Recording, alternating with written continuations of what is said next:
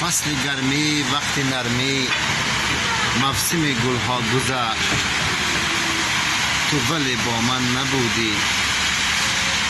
من خودم تنهای تنها در خیابان دوشنبه، کاسه خون در دلم بود، غصه و غم همراه من.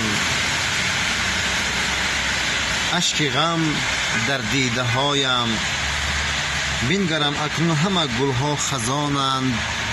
کوچه های شهر خالی نیست حتی آدمی، چون که فصل گرمی و نرمی گذشت، آمده فصل زمستان.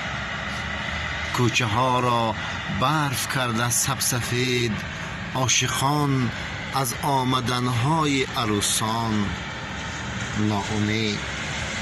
چون که فصل سردی آید، نقلیات در روی راه می شود کم، پس بس و دشوار گردد رفت و آمد.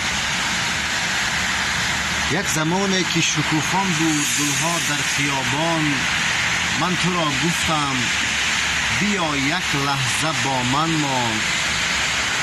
نشنیدی، گویا تو این حرفی پر از مهرم، اینقدر نامهربانی ای پری چهرم.